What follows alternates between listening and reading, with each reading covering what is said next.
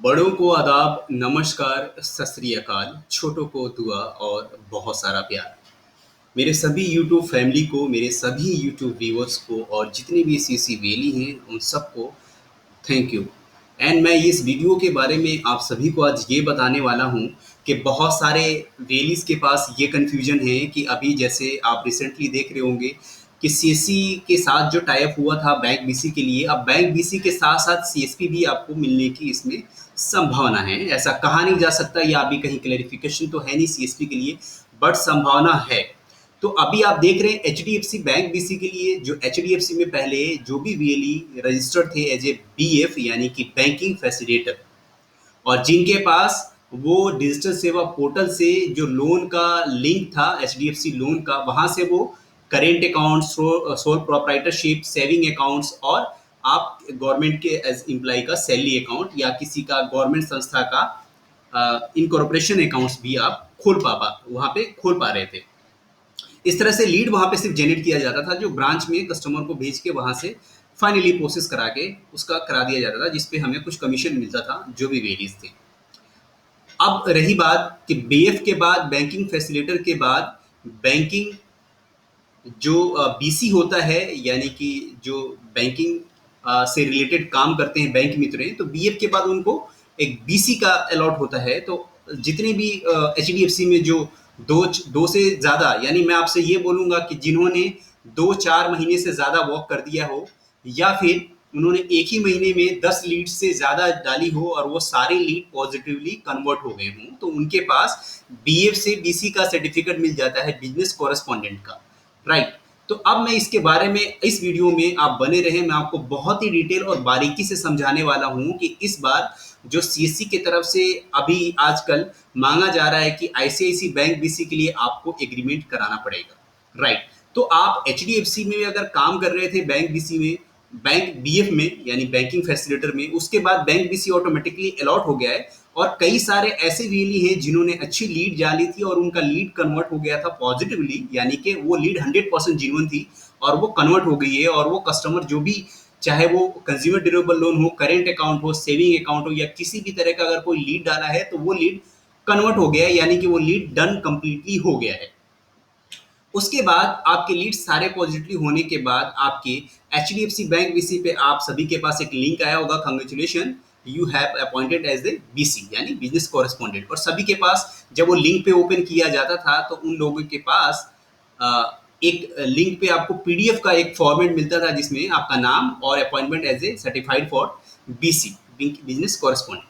तो उसमें सीसी का नीचे लोगो और एचडीएफसी का अपॉइंटमेंट और सीसी के जो भी ऑफिसर्स हैं उनका साइन, और सीसी की तरफ से और एचडीएफसी की तरफ से जो दोनों ऑफिसर्स का वहां पे साइन होता था। तो ये रही एक एचडीएफसी में। तो एचडीएफसी में बीसी के लिए कुछ ऐसा नहीं था कि आप एग्रीमेंट करो या किसी भी तरह का कोई सिक्योरिटी डिपॉजिट अमाउंट भी था। बट अभी मैं बात करने वाला हूँ इस वीडियो में, और वो डीपली बात करने वाला हूँ और फुल नॉलेज के साथ, कि आईसीआईसीआई बैंक बीसी के लिए जितने भी वेली हैं जो बीसी में वॉक कर रहे हैं, यानी कि एचडीएफसी बैंक बीसी में या बीएफ में कोई ज्यादा फर्क नहीं है। मैं आपको रियली बताने वाला हूं इन दोनों का डिफरेंस। सबसे पहले तो मैं आपको बात कर दूं एचडीएफसी बैंक बीएफ।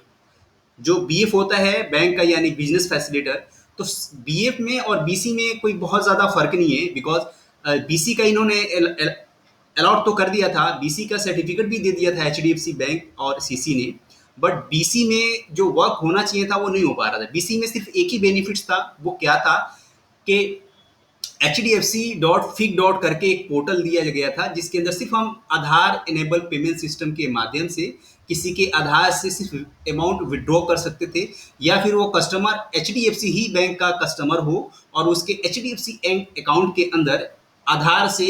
पेमेंट को डिपॉजिट किया जा सकता था, और मिनी स्टेटमेंट होता है और आपका ट्रांजेक्शन होता है, या यूं कहें कि ज्यादातर आपका एईपीएस का ही है, यानी कि आधार विड्रॉल सिस्टम।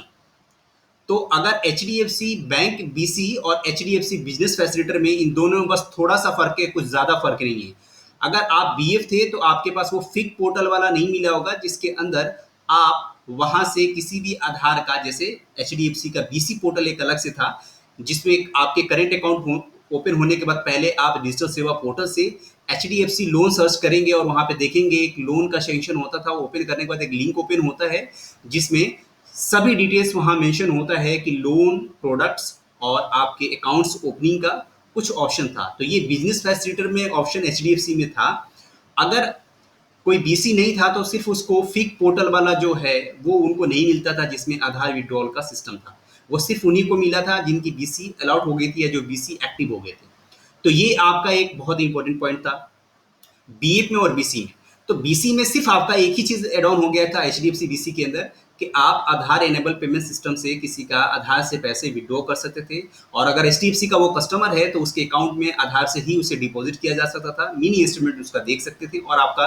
दिन का यानी पूरे डेली का ट्रांजेक्शन भी आप उसके अंदर शो कर सकते थे उस डैशबोर्ड के अंदर। तो ये था बीसी में एचडीएफसी का। बट जो बाकी और भी अकाउंट से रिलेटेड ओपनिंग था या फिर करेंट अकाउंट था या किसी का कंज्यूमर ड्यूरेबल लोन या किसी भी तरह का कोई लोन प्रोडक्ट या बैंकिंग से कोई भी प्रोडक्ट अगर था, तो वो हम सारे वीएलए जिन जिन का एचडीएफसी में बीएफ बिजनेस फैसिलिटी अलॉट हो गया था और जिनका वहाँ पे डिजिटल सेवा पोर्टल पे सर्च करने पे एचडीएफसी लोन सर्च करेंगे तो एक एचडीएफसी लोन का टैब होता है, उसे ओपन करेंगे तो आपको वो लिंक ओपन हो जाता है जिसमें current account, saving account, sole proprietorship और सैलरी अकाउंट, और अगर आप गवर्नमेंट या इंस्टीट्यूशन का भी अकाउंट ओपन कर सकते थे उस संस्था में, उस सिस्टम के। तो और भी लोन्स थे, tractor loan, car loan, home loan, तो ये सब बिजनेस फैसिलिटेटर में आपका अवेलेबल था। सिर्फ एचडीएफसी में जब आपका बीसी अलॉट हो गया तो यही एक आपके एक एक्स्ट्रा एड ऑन हो गया कि आप आधार से पेमेंट विड्रॉ कर सकते हैं।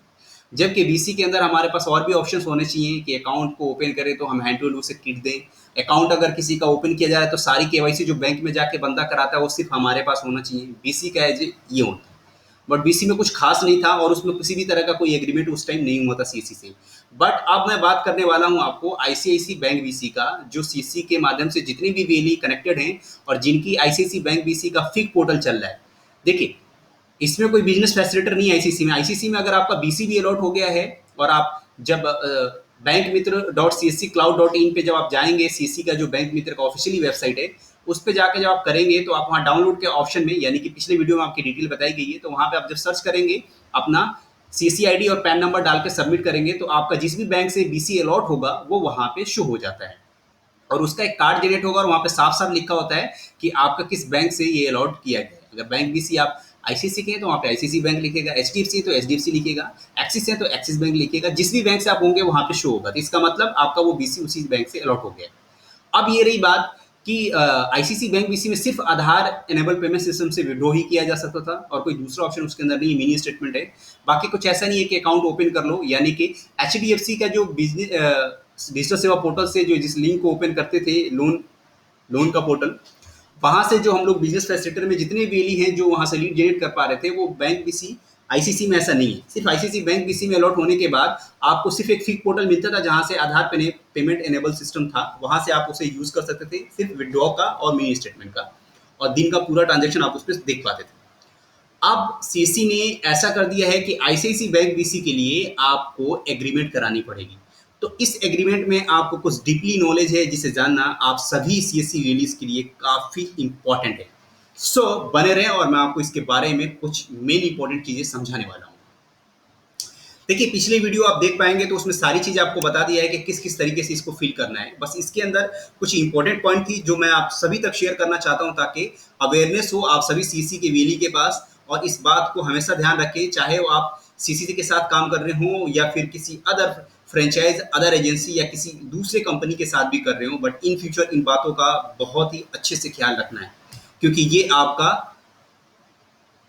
जानना और बेहद जरूरी होगा कि आगे भी इन चीजों को कैसे किया जाएगा। तो इसमें एक मेन इंपॉर्टेंट था, यहाँ पे जो लिंक शेयर किया गया था सीसी की तरफ से, यानी सीसी जो डिस्ट्रिक्ट मैनेजर है या सीसी कोऑर्डिनेटर है उसके तरफ से एक लिंक शेयर किया गया था जिस लिंक के अंदर आईसीआईसी का एग्रीमेंट था। उस एग्रीमेंट में आपको एक सर्टिफिकेट था, एक घोषणा पत्र, सेल्फ डिक्लेरेशन फॉर्म था और एक डेमो दिया गया था कि वो कैसे आपको फिल करना है और क्या क्या चीजें उसके अंदर होगी। और उसके बाद इन्होंने आपको एक वीसी एग्रीमेंट डॉक्यूमेंट्स में सेंड किया था। तो इसमें मैं आपको थोड़ी चीजें बारीकी से समझाने वाला हूं और इसके बारे में बड़े ही ध्यान से आप समझें। इसमें इस एग्रीमेंट में आपको डेट डालना था जिस डेट में आप एग्रीमेंट करवा रहे हैं। उसके बाद यहाँ लिखा है बिटवीन यानी MS CSC e governance services India limited एक कंपनी है इनकॉर्पोरेट अंडर द सेक्शन 1956। तो ये इलेक्ट्रॉनिक्स निकेतन है। Its registered office at electronics Niketan 4th floor DIT programme management unit 6, यानी कि ये जो एनआईसी की ऑफिस होती है, या फिर हम वही नेशनल इलेक्ट्रॉनिक्स निकेतन बोला जाता है, और वहाँ पे ये सारे जितने भी गवर्नमेंट्स के ऑनलाइन एनआईसी या और भी ऑफिस हैं वो सब वहीं पे हैं, इलेक्ट्रॉनिक्स निकेतन के अंदर। तो ये है, और यहाँ पे लिखा है here is referred to as a CSC SPB which is the extension unless the, यानी कि सीएससी की तरफ से और फिर वीएलई के बीच एक एग्रीमेंट किया जा रहा है। और ये ऐसा एचडीएफसी बैंक बीसी में, यानी एचडीएफसी बिजनेस फैसिलिटेटर जिसके पास बीएफ का सर्टिफिकेट था, उसको किसी भी तरह का एग्रीमेंट करने की जरूरत नहीं थी, और वो अच्छा लीड डाला, लीड अगर उसकी पॉजिटिवली कन्वर्ट हो गई है, उसके बाद भी उन वेली को एग्रीमेंट कराने की जरूरत नहीं थी एचडीएफसी बीसी के लिए, पर आईसीआईसी बीसी के लिए ये एग्रीमेंट करा रहे हैं। जबकि आप देखेंगे फर्स्ट रेटिंग में लिखा है कस्टमर सर्विस पॉइंट, यानी इससे ये साफ साफ समझा जा सकता है कि ये सीएसपी का मतलब ही होता है। अगर बीसी होता तो बिजनेस कॉरेस्पॉन्डेंट यहाँ पे लिख के होता एग्रीमेंट, बट ये सीएसपी के लिए एग्रीमेंट कर रहे हैं। और इसमें कुछ बहुत इंपॉर्टेंट चीजें हैं जो आपको इसी वीडियो के अंदर बताई जाएगी। सेकेंड में लिखना होता है कि यहाँ पे वेली का पूरा नाम फुल कैपिटल लेटर में, और यहाँ पे वेली है, और इनका सीएससी सेंटर कहाँ पे अवेलेबल है वो पूरा आपको यहाँ लिखना होता है। उसके बाद वेली का सीएससी आईडी लिखना होता है, पैन नंबर कैपिटल लेटर में लिखना है, दैट इज जैसे आपके पैन कार्ड में मेंशन है।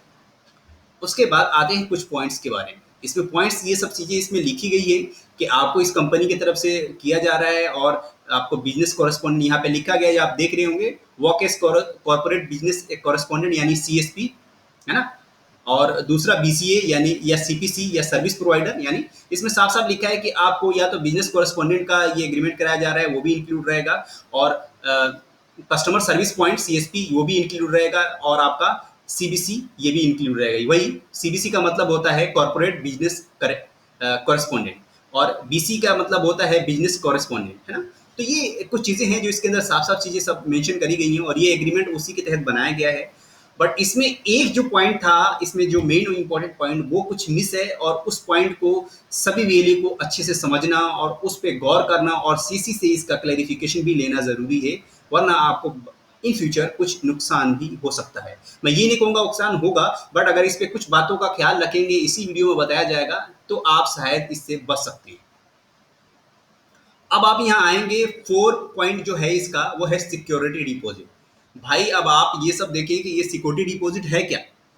सीसी के जो भी डिस्ट्रिक्ट मैनेजर या फिर डिस्ट्रिक्ट कोऑर्डिनेटर या जिस भी लिंक के माध्यम से सीसी की तरफ से आपके पास ये लिंक आया जिसमें बीसी वेली वीसी एग्रीमेंट का जो फॉर्मेट था, उसमें कभी भी ऐसा आपके डीएम या डीसी की तरफ से नहीं बताया गया कि हम आपसे सिक्योरिटी डिपॉजिट ले रहे हैं। तो देखें, आरबीआई के गाइडलाइन के हिसाब से या फिर बैंक के रूल्स एंड रेगुलेशंस के हिसाब से किसी को भी अगर अपना चेक देते हैं तो चेक पे या तो उस पेई का नाम लिखना होता है, यानी कि जिसको आप पे कर रहे हैं उसका नाम होता है, और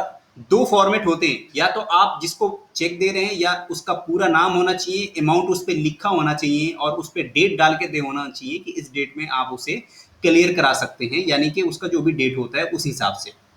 दूसरा होता है कि अगर आप किसी को चेक देते हैं और उसमें कुछ नहीं करना है, तो आप सिर्फ कैंसिल चेक करके 3 क्रॉस कर लें उसमें नीचे, और कैंसिल लिख के आप उसे दे सकते हैं, उसमें कोई भी डेट वगैरह कुछ डालने की जरूरत नहीं होती। तो कैंसिल चेक पे एक बार क्रॉस लगा तो वो कोई यूज नहीं कर सकता है। बट इस बार क्या है, सीएससी के साथ जो ये वेली का एग्रीमेंट हो रहा है बैंक बीसी के लिए, ICC specially ICC bank BC के लिए, उसके अंदर जो ये चीजें बताई गई हैं 4 पॉइंट में, इसमें लिखा गया साफ साफ कि BCA agreed to the deposit with the CSC FPB and the undated duly signed blank cheque. तो आप एक बात बताएं, ब्लैंक चेक आप क्यों मांग रहे हैं? अगर ब्लैंक चेक सीएससी मांग रही है तो उस पर एक और भी राय है कि आप उसमें अपने ब्लैंक चेक पे सिर्फ सीएससी के जितने भी डीएम या डीसी आपको सिर्फ ये बोला होगा कि पेई में जिसको भी आप पे कर रहे हो उसका पूरा नाम आप लिख दो, और उसके बाद आपको सिर्फ साइन अपना चेक करके दे देना है। तो अगर सीसी को ही हम दें या किसी और को भी देते हैं, अगर उसमें कल उसने कुछ भी अमाउंट चढ़ा दिया और वो चेक लगा दिया, तो वो तो अकाउंट आपके अकाउंट से तो डेबिट हो जाएगा।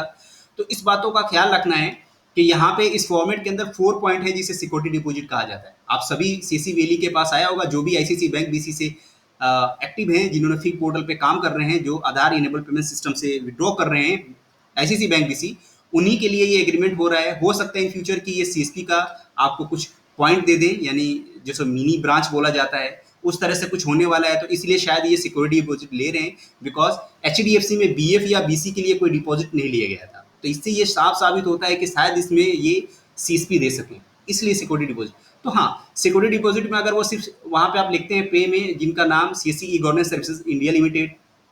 उसके आगे कोई डेट नहीं डालना होता है, आपको सिर्फ साइन करके आप उसको दे रहे हैं, तो चेक के पीछे अपना लिख दें एक सिक्योरिटी रीजन की वजह से कि आप एक अमाउंट उसमें डाल दें, नॉट एक्सीड अमाउंट इतना इतना। इसका मतलब ये हो जाएगा कि मान के चलें कि अगर आप सिक्योरिटी डिपॉजिट दे रहे हैं बट उनके तरफ से कोई क्लियर नहीं है कि इस पे आप प्रॉपर ये अमाउंट मेंशन करो। हाँ, डेट में मेंशन मत करो, जब उनको लगता है वो अपना चेक डाल के डेट डाल के अपना वो विड्रॉ करवा लेंगे आपके अमाउंट को। बट अगर आप उनको चेक सिर्फ इस तरीके से दे रहे हैं तो आप उस चेक के पीछे साफ साफ लिख दें कि नॉट एक्सीड 2000, 3000 या 4000, जो भी आपको लगता है कि मैं इससे ज्यादा अमाउंट इस चेक पे नहीं पे कर सकता हूं, वो आप उस चेक के पीछे ये साफ साफ मेंशन कर दे, जिससे कि आपका चेक जब भी वो कोई क्लियर करेगा तो उससे ज्यादा का अमाउंट कभी क्लियर नहीं कर पाएगा, चाहे वो आप किसी को भी ये चेक देते हों। और ये सिक्योरिटी रीजन है चेक का, as per RBI rules and as per banking rules. तो आपको सिंपली सा इस फॉर्मेट में यहाँ पे किस बैंक का आप चेक दे रहे हैं वो यहाँ पे मेंशन करना था, और उसके बाद चेक नंबर था। तो चेक में जो भी आपको favour of CSC e governance services India limited आपको लिखना है, डेट नहीं डालना है और नीचे आपको साइन कर देना है। चेक के पीछे या चेक के ऊपरी कोना में कहीं भी आप लिख सकते हैं नॉट एक्सीड, यानी कि आप एक अमाउंट तय कर लें, अपने दिमाग में सेट कर लें कि मेरे को 2000 रुपये से ज़्यादा सीसी को या जो भी ये चेक मैं दे रहा हूँ या जिस भी बिहाफ ऑफ, तो उसको मैं इससे ज़्यादा का अमाउंट नहीं दे पाऊंगा। अगर इससे ज़्यादा का अमाउंट है तो वो मेरे दिए हुए इस अमाउंट को क्लियर करा सकते हैं, उससे ज़्यादा का अमाउंट चाहिए तो वो मुझसे दोबारा कांटेक्ट करें, दोबारा से मुझे चेक लें, तब मैं उनको दे पाऊँ। तो ये अभी तक कहीं किसी भी सीसीवीली को ये बातें नहीं बताई गई हैं, पर ये आरबीआई और बैंकिंग रूल्स के हिसाब से आपको ये अपनी बैंकिंग से रिलेटेड ये आपका अधिकार है और आप इसे कर सकते हैं, इसमें कहीं भी कोई ऑब्जेक्शन नहीं कर सकता है। ठीक है, तो अगर आपको लगे कि आपके इस चेक में सिर्फ मुझे 2000 रुपये इसको क्लियर करा सकता हूँ या 5000, 10,000, जो भी आपको लगता है 2-3,000, 4,000, 5,000, वो अमाउंट आप जरूर उस पर लिख दें नॉट एक्सीड 2000। या फिर अगर आप चाहते हैं कि मैं 4,000 रुपये पे कर सकता हूँ, 5,000 रुपये पे कर सकता हूँ, तो जो भी आप अमाउंट पे चाहते हैं इस चेक पे कि इतने इससे ज्यादा अमाउंट मैं इस चेक पे नहीं करा सकता हूँ किसी को, तो वो साफ साफ आप वहां पे मेंशन कर दें, फ्रंट में ऊपर कॉर्नर की तरफ, और बैक साइड में भी आप उसे साफ साफ लिख दें, जिससे कि जब भी बैंक में अगर मान के चले आपने सीसी के अलावा और किसी को भी ऐसा चेक दे दिया और उसने डेट पे लगा दिया और उसने कुछ ज्यादा अमाउंट लिख दिया, तो वो अमाउंट आपके अगर अकाउंट में अवेलेबल है तो डेबिट हो जाएगा। तो ये एक सिक्योरिटी रीजन की वजह से आप उसमें नॉट एक्सीड करके जो भी आपको अमाउंट आपके हिसाब से लगता है वो आप लिख दें। उसमें अमाउंट नहीं लिखना है, बट सर आपको लिखना है ऊपर सिर्फ नॉट एक्सीड 2000, पीछे लिख दे नॉट एक्सीड 2000। अगर आपको 4000 देना है, आपको लगता है कि इसमें सिर्फ 4000 ही मैं पे कर पाऊंगा, तो सिर्फ आप लिखें नॉट एक्सीड 4000। ये आपको कोई सीएससी का डीएम या डिस्ट्रिक्ट मैनेजर या डिस्ट्रिक्ट कोऑर्डिनेटर आपको नहीं बताएगा, या बैंकिंग का टीम कोई भी नहीं बताएगा। तो इस पॉइंट को, 4 वाले पॉइंट को ध्यान से रखें सिक्योरिटी डिपॉजिट का, बिकॉज ऐसा सीसी की तरफ से किसी के पास मेल नहीं आता कि आपको ये किस वजह से एग्रीमेंट कराया जा रहा है। तो इसमें तीनों चीजें हैं, थोड़ी कंफ्यूजन है, थोड़ा क्लियर नहीं है इनके मैटर के अंदर कि आपको सीएसपी मिलेगा, बीसीए मिलेगा या सीएसबी मिलेगा, यानी कि कॉर्पोरेट बिजनेस से आपका कॉरेस्पॉन्डेंट मिलेगा आपको, या फिर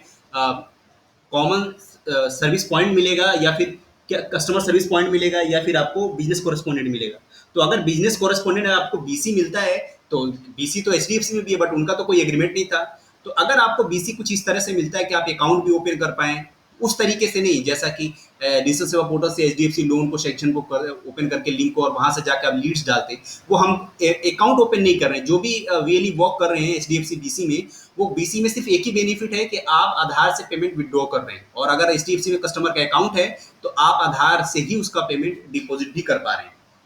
ठीक है, तो ये एक बेनिफिट था, बाकी और कोई भी बेनिफिट नहीं है। बाकी सारी चीजें जो भी डिजिटल सेवा पोर्टल से दिए गए, एचडीएफसी लोन पोर्टल से जाके जब जितने भी आप करते हैं वो आप समझे कि कुछ भी नहीं कर रहे हैं, वो एक बिजनेस फैसिलिटेटर में भी पहले काम होता था और उसके बाद भी आप बिजनेस फैसिलिटेटर में भी काम के बाद यानी बीसी में भी ये तब भी कर पा रहे हैं, है ना। तो कुछ ऐसा इसमें एडिशनल नहीं है, सिर्फ दो ही चीज का फर्क है इसके अंदर। एचडीएफसी बिजनेस फैसिलिटेटर में वो पूरा सबका ओपन हो रहा था, वो लीड प्रॉपर, उसमें अकाउंट नहीं कोई कर रहा है, ओनली सिर्फ लीड डाले सारे लोग। लीड डालने के बाद कन्वर्टिंग कौन कर रहा है, तो आपके ब्रांच जाके कर रहा है। तो अगर सीएसपी आपके पास हो जाएगा तो सारा चीज आप कन्वर्ट करोगे, आपके पास कस्टमर आएगा, आप उसका केवाईसी करोगे, अप्रूवल करोगे, बैंक आप किट सब कुछ आपके पास मिलेगा। तो सीएसपी इज वेरी बेस्ट। अगर सीएसपी के लिए सीएससी अगर आपको बोलती है कस्टमर सर्विस पॉइंट के लिए मिनी ब्रांच आपको देने के लिए, अगर उसमें डिपॉजिट आपसे लेती है 2 4 5 हज़ार रुपए, तो मैं आपसे कहता हूं कि आप उसे दे सकते हैं और तहे दिल से बिल्कुल खुल के दे सकते हैं, कोई इशू नहीं है इसके लिए। बट ये क्लियर होना चाहिए सीसी की तरफ से, ये कहीं भी क्लियर नहीं है। बिकॉज आप देख रहे होंगे, मैं आपको बार बार दिखा रहा हूँ, सीएसपी बीसीए सब जगह यही चीज लिखा हुआ है, इसलिए क्लियर नहीं हो पा रहा है। तो डिपॉजिट वाले अमाउंट में आप ध्यान दें, जो मैंने इस वीडियो में आपको समझाया है उस बात का ख्याल रखें कि आप उस चेक पे वही चीज मेंशन कर दें, जिससे कि ज्यादा का अमाउंट जब भी वो विड्रॉ कराएं तो वो आपकी बिना परमिशन का नहीं हो पाएगा, या फिर वो डालेंगे तो चेक कैंसिल हो जाएगा। ठीक है। और इसमें और कुछ ज़्यादा इंपॉर्टेंट इसके अंदर है नहीं, बस बार बार आप देख रहे होंगे सब जगह वही सबसे ज़्यादा इंपॉर्टेंट जो मेंशन हो रहा है वो सीएसपी या बीसीए, सीएसपी या बीसीए, सीएसपी या बीसीए, यही सब है। तो अभी ये क्लियर नहीं है। अगर वो साफ साफ बोल देते कि आपको कॉर्पोरेट कॉरेस्पॉन्डेंट आपको मिलता है, या फिर बिजनेस कॉरेस्पॉन्डेंट मिलता है, या फिर आपको कस्टमर सर्विस पॉइंट मिलता है, तो वो एक बार सबका माइंड सेटअप हो जाए, है ना। तो अगर आप जा रहे हैं और आप किसी भी डिस्ट्रिक्ट से देख रहे हैं और आपको अगर आईसीसी वेली का बीसी एग्रीमेंट का अगर डॉक्यूमेंट्स आपको वहाँ सबमिट करना है फिजिकली, तो आप इस बात का और ध्यान रखें, जो ये बीएलई का वीसी एग्रीमेंट है, इसको जब भी आप प्रिंट आउट कराएं तो आपको फर्स्ट पेज जो होता है ना, वो 100 वाले स्टैम्प पेपर पे होना चाहिए। बिकॉज देखिए, अगर 50-50 का भी हम मिला देते तो 100 का वैल्यू हो जाता है, बट उनके तरफ से कोई क्लैरिफिकेशन नहीं है, उनके बैंकिंग टीम की तरफ से कोई क्लैरिफिकेशन नहीं है। उनको हमारी टीम ने कई बार कॉल किया कि इस तरह से है कंफ्यूजन, बहुत सारे लोगों को 100 का स्टैम्प फिजिकल मार्केट में नहीं अवेलेबल हो रहा था, और कई सारे लोगों को मिला भी है, तो 300 में एक स्टैम्प मिला हुआ है 100 का। अब आप लगा लें, एक 100 रुपीज़ के स्टैम्प की वैल्यू 100 रुपीज़ होती है, और कोई भी अगर स्टैम्प विक्रेता से खरीदता है तो उसको 110 या 105 में करके वो देता है। अगर आप नोटरी कराते हैं तो 20, 30, 40 जो भी उसके चार्जेस होते हैं एडवोकेट का, वो ले लेता है। बट इस टाइम धड़ल्ले से सिर्फ इसकी वजह से लोग कहते हैं कि स्टैम्प नहीं मिल रहा है। स्टैम्प नहीं मिल रहा है, सबके पास है स्टैम्प, बट कोई देना नहीं चाह रहा। दे रहा है तो वो चाह रहा है कि डबल तिबल रेट लिया जाए। तो 100 वाले स्टैम्प पे ही आप इसे प्रिंट करा लें। फर्स्ट पेज जो आपका रहेगा, यानी फर्स्ट पेज आपका इस तरह से रहेगा, उसमें डेट वगैरह मेंशन हो जाएगी, और यहाँ पे वेली का पूरा डिटेल मेंशन होगा, पैन नंबर, उनकी सीसीआईडी वगैरह, उनका पूरा एड्रेस वगैरह जो सीसी सेंटर का है। और ये फर्स्ट पेज जो है कस्टमर सर्विस पॉइंट, ये आपको फर्स्ट पेज आपको 100 वाले स्टैम्प पे ही कराएं, बिकॉज वहाँ बहुत सारा इशू क्रिएट करते हैं वो लोग सीसी वाले। तो आप यहाँ पे ये चीज़ें ध्यान रखें, 100 वाले स्टैम्प पे मिनिमम करें, और उसी पे प्रिंट करा के तब आप उन्हें दें, ताकि ये अच्छा रहेगा और आपको प्रॉब्लम नहीं होगी। ठीक है। लास्ट में कुछ पॉइंट है इसके अंदर, है ना, जो सबसे लास्ट का पॉइंट है वो मैं दिखा देता हूँ। हाँ, लास्ट वाले पॉइंट में आपका विटनेस जो रहेगा, गवाह आपके तरफ से, वो 2 लोगों का मोबाइल नंबर, नाम, साइन और उसका एड्रेस लिख लें प्रॉपर, और ये बीसी की तरफ से यहाँ पे साइन हो जाएगी। तो इसमें जो इंपॉर्टेंट चीज़ें थी उन चीज़ों को ख्याल रखें, और कभी भी आप सीसी को या किसी अदर भी फ्रेंचाइज को अगर अपना चेक दे रहे हैं तो चेक इसी तरीके से देंगे। और ये सारी इन्फॉर्मेशन इस वीडियो पे होगी। अगर आप वीडियो को स्किप करके देख पा रहे होंगे या देख रहे होंगे तो शायद आप सभी को इसके बारे में समझ में नहीं आया होगा। तो प्लीज़, अगर आपने वीडियो पूरा देख लिया है तो आपको समझ में ज़रूर आ गया होगा कि कैसे आपको अपने आप से सावधानी और समझदारी से काम करना है। और अगर नहीं, आपने स्किप करके देखा होगा कि मैं स्किप करके देख लेता हूं, तो स्किप करके देखा होगा तो ये इन्फॉर्मेशन आपसे मिस हो गई होगी। तो प्लीज़ वीडियो को फुल वॉच करें। अगर आपको ये वीडियो अच्छी लगी तो वीडियो को लाइक कर दें, ज़्यादा से ज़्यादा शेयर करें, कमेंट में अपनी राय, सुझाव, या आपने कोई प्रॉब्लम है, इशू है, तो आप उसे बता सकते हैं हमारी शेवरेज टीम को, और शेवरेज टीम मुझ तक पहुंचाएगी और मैं आपका उसका रिजोल्यूशन और रिवर्ट करूंगा। तब तक आप सभी लोग अच्छे से काम करें, सतर्क रह के सावधानी से काम करें। कोई भी एग्रीमेंट में साइन होने से पहले सबसे पहले डॉक्यूमेंट को आप रीड करें। मैं यही कहूंगा सारी वेली से, जिनके पास ये एग्रीमेंट आया उस एग्रीमेंट को पूरा पढ़ें, समझें, जब आप एग्री हो तभी उसे साइन करके वहां तक जमा करें। जल्दी ली के चक्कर में नहीं कि सीसी की तरफ से आ गया था मुझे देना है, ऐसा बिल्कुल भी मूर्खता ना करें। अब मैं इसके एक और पॉइंट्स आपको बताने वाला हूं। इसी के अंदर आपको जब यह लिंक शेयर किया जाएगा उसमें एक और चीज किया जाता है, एग्रीमेंट डाटा, है ना। तो एग्रीमेंट डाटा में जब आप सारी चीजें यहाँ फिल करेंगे, यानी वेली का नेम, वेली का सीसीआईडी, वेली का डिस्ट्रिक्ट नेम और वेली का कॉन्टैक्ट नंबर, उसके बाद यहाँ पूछा जाता है आईसीसी एग्रीमेंट फिल्ड आपने कर दिया है, तो आप लिख दें यस, ठीक है। उसके बाद यहाँ जो भी डॉक्यूमेंट मांगा जा रहा है एग्रीमेंट नोटराइज किया हुआ होना चाहिए, जो मैंने अभी आपको बताया ये वेली बीसी एग्रीमेंट का, वो 100 रुपीज स्टैम्प पेपर पे नोटराइज करके, यानी पूरे प्रिंट करके नोटराइज करा दें आप, ठीक है। डीएमडीसी का सर्टिफिकेट, तो वो आपको पिछली वीडियो में बताया गया था, ये सर्टिफिकेट है जो डीएम या डीसी के थ्रू ही किया जाएगा, यानी डीएम का मतलब डिस्ट्रिक्ट मैनेजर, डीसी का मतलब डिस्ट्रिक्ट कोऑर्डिनेटर, ठीक है। सेल्फ डिक्लेरेशन फॉर्म, वो भी आपको उस लिंक में मिला होगा, और ये लिंक मैं आपको डिस्क्रिप्शन में दे दूंगा, वहां से आप इसे ले सकते हैं। और सिर्फ वही मेरी इस लिंक को यूज करें जिनके पास ऐसा आईसीसी बैंक का कोई मेल या किसी भी तरह का कोई मैसेज उनके पास आया हो, नोटिफिकेशन, वही इसे कर पाएँ, जिनके पास नहीं आया वो वेट कर लें या फिर जब उनके पास आए तभी इस चीज़ को फॉलो करें। अब इसमें होता है सेल्फ डिक्लेरेशन, है ना? तो ये सारी चीज़ें एजुकेशनल क्वालिफिकेशन आपकी होगी, पुलिस वेरिफिकेशन हो गए, आईएबीएफ का सर्टिफिकेट होगा, आधार कार्ड एंड पैन कार्ड हो गया, सेंटर का फोटो होता है, उसके बाद सिविल का रिपोर्ट, जिन्होंने सिविल अगर जनरेट नहीं किया है तो रजिस्टर से वो फोटो से सिविल जनरेट कर लें, और साइन इट चेक, ये इसी चेक के बारे में कर रहा था जिसे फेवर ऑफ सीसी गवर्नेंस के को दिया जाता है, और उस चेक को आप वैसे ही फिल करें, उसमें नॉट एक्सीड जरूर मेंशन कर दें ऊपर कोने में या फिर पीछे साइड में, ठीक है। उसके बाद आते हैं यहाँ पे सारे, इसमें टिक लगा दें, सारे डॉक्यूमेंट आप ध्यान से देख लें, सब डॉक्यूमेंट आप डीएम या डीसी को दे रहे हो, अगर सब दे रहे हो तो आप सारे क्लिक कर दो, और agreement given to DM DC, हाँ मैंने दिया है तो आप यस कर दें, नहीं दिया है तो पहली बात आप दे दें, तभी ये सारी एग्रीमेंट वहाँ सबमिट करने के बाद ही आपको यहाँ मेंशन करना है। उसके बाद मेंशन नेम ऑफ डीएम या डीसी वेयर एग्रीमेंट सबमिटेड, आपने किसको मेंशन किया है। तो यहाँ एक और इंपॉर्टेंट पॉइंट बता देता हूँ, जैसे डीएम का पूरा नाम लिखें यहाँ पे, है ना, ठीक है। यहाँ पे डीएम या डीसी यानी जिसको आप दे रहे हो वो डीएम डिस्ट्रिक्ट मैनेजर है या डिस्ट्रिक्ट कोऑर्डिनेटर है, तो अगर डीएम है तो उसका पूरा नाम आप यहाँ पे लिखें, साथ में स्पेस देकर उसका मोबाइल नंबर आप यहाँ पे लिख दें। इससे क्या हो जाएगा कि जब आपका ये लीड्स या जो ये फॉर्म है, जब ये डाटा सीसी के पास पहुंचेगा तो उनको प्रॉपर एग्जैक्ट पता लग जाएगा। अगर आप स्पेलिंग में मिस्टेक कर देंगे किसी भी डीएम या डीसी का, कई बार क्या होता है हमें लगता है भाई फलाने का नाम या फलाने की या किसी डीएम या डीसी का नाम मान के चलो अनिल है, तो अब उसका पूरा नाम सीसी में कुछ और होगा, पूरा नाम उसका है बट हमें नहीं पता है। तो अगर आपको नहीं पता है तो आप उस केस में क्या करेंगे, तो इसलिए जो भी उसका ऑफिशियली नंबर है और ऑफिशियली ईमेल आईडी है, तो मैं आपको ये सजेस्ट करूंगा कि जब भी आप ये एग्रीमेंट डाटा वाला फॉर्म भरें, यानी कि वेली बीसीसीएससी का जो वेली बीसी एग्रीमेंट आईसीसी बैंक का कराया जा रहा है, उसमें जब भी आप ये मेंशन करें तो आप इस बात का ध्यान रखें कि आप इसमें डीएम या डीसी का पूरा नाम लिखें, उसके बाद उसका मोबाइल नंबर लिखें, उसके बाद उसका ईमेल आईडी भी लिख दें। ये मैं आपको फॉर एग्जांपल बता रहा हूँ, ठीक है। तो जो भी चीजें आप दें वहां पे सब चीजें क्लिक कर दें, ठीक है। ये सारे डॉक्यूमेंट जो भी आपने दिए सब क्लिक कर दें और सारे डॉक्यूमेंट आप दें ताकि आपका बाद में ये फॉर्म किसी भी वजह से रिजेक्शन ना हो, ठीक है। तो यहाँ आपको ऐसे मेंशन करना है। उसके बाद अगर आपने विच डेट अगर दे दिया है तो किस डेट में दिया है, तो वो डेट यहाँ पे जाके प्रॉपर मेंशन करके डाल दें। उसके बाद आईसीआईसी बैंक बीसी इंटरेस्टेड, तो हाँ अगर आप आईसीआईसी बैंक बीसी में इंटरेस्टेड हैं तो यस आप क्लिक कर दें। अब रिमार्क में आए, रिमार्क में ये बहुत ज्यादा इंपॉर्टेंट पॉइंट है जो मैंने आपको वेली बीसी एग्रीमेंट के अंदर बताया था, तो ये और भी एक ये यूनिक पॉइंट है। तो यहाँ पे आप साफ साफ मेंशन कर दें, चाहे वो आप हिंदी में लिखें, चाहे आप इंग्लिश में लिखें, चाहे आप जिस भी लैंग्वेज में लिखें, जिसमें भी आप कंफर्टेबल हैं उस तरीके से आप इसे लिख लें। आप इसमें साफ साफ अपनी भाषा में लिखें, मैं आपको हिंदी में समझा देता हूँ कि मेरा नाम ये, मैं वेली नाम ये, और मेरा सीसी आईडी ये है, मेरा मोबाइल नंबर ये है और मेरा ईमेल आईडी ये है। आप यहाँ पे रिमार्क्स के अंदर मेंशन करें। और जरूरी सूचना ये कि मैंने इस एग्रीमेंट के अंदर सारे डॉक्यूमेंट दिए गए सभी डॉक्यूमेंट मैंने सबमिट कर दिया है, और इसके अंदर जो मैंने वेली बीसी एग्रीमेंट में जो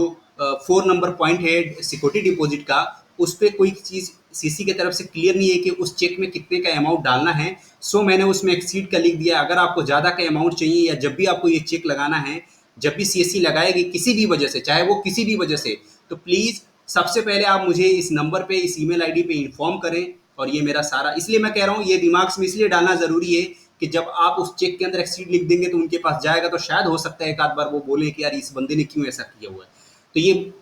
मैं इसलिए कह रहा हूँ कि उसमें आपकी सिक्योरिटी है, आपका ये अधिकार है कि आप आरबीआई के हिसाब से भी और बैंकिंग के रूल्स एंड रेगुलेशंस के हिसाब से, कि जब भी आप किसी को चेक देंगे या तो वो कैंसिल का चेक देंगे या फिर जिसको भी दे रहे हैं पेई का, तो उसका पेई का नाम और उस अमाउंट का भी उसमें तय करना ज़रूरी होता है कि एक्सीड कर दें, नॉट एक्सीड इतना, यानी इससे ज़्यादा के अमाउंट वो कर क्लियर नहीं कर पाएंगे बिना आपकी अनुमति की, बिना आपकी इजाज़त की और बिना आपके परमिशन की। तो इस रिमार्क के अंदर अपना सारा पूरा चीज़ मेंशन कर दें, मेरा नाम वेली ये हूँ और मेरा मोबाइल नंबर, मेरा ईमेल आईडी, मैं ज़रूरी बात ये है कि मैं वेली बीसी एग्रीमेंट के अंदर मैंने इस बैंक का ये चेक नंबर लगाया हुआ है, और एग्रीमेंट में कहीं भी ऐसा मेंशन नहीं है कि सिक्योरिटी डिपॉजिट अमाउंट कितना होना चाहिए, वो अमाउंट सीसी की तरफ से तय किया जाना होना चाहिए था उसी एग्रीमेंट के अंदर, ताकि हम उस चेक में उतना ही अमाउंट फिल कर पाएँ, उससे ज़्यादा नहीं कर पाएँ। तो इसके लिए ये कन्फ्यूजन था और ये कहीं भी क्लियर नहीं हो रहा था, इसलिए मैंने उसमें नॉट एक्सीड करके 2000 कर दिया। यानी आप जैसे भी उसमें लिख देंगे नॉट एक्सीड 3000, नॉट एक्सीड 4000, तो वही चीज़ आप यहाँ मेंशन कर दें कि नॉट एक्सीड इतना इतना अमाउंट है ना? और अगर जब भी ये चेक सीएससी लगाएगी या जब भी इसे क्लियर करेगी तो प्लीज़ मुझे दिए गए नंबर और ईमेल आईडी पे इन्फॉर्म कर ले, मुझसे एक बार परमिशन ले ले, उसके बाद ही इस चेक को लगाए। तो ये काफ़ी इंफॉर्मेटिव नॉलेज थी आप सब तक के लिए, और ये बहुत सारे किसी के पास जानकारी नहीं होने की वजह से सीएससी वेली परेशान थे। तो ये इंपॉर्टेंट नॉलेज आप सब तक श्योरिस की टीम ने पहुंचाया है। तब तक अब मैं चलता हूं और ये वीडियो यहीं मैं एंड करना चाहूँगा। अब यहाँ पे आप सबमिट कर दें, और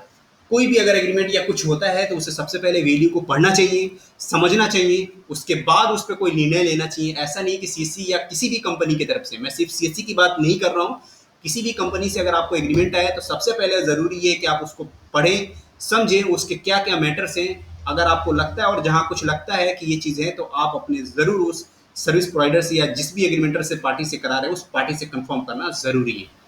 तो आप इस चेक के मामले में अपने डीए डिस्ट्रिक्ट मैनेजर और डिस्ट्रिक्ट कोऑर्डिनेटर से जरूर पूछें कि इस एग्रीमेंट में सिक्योरिटी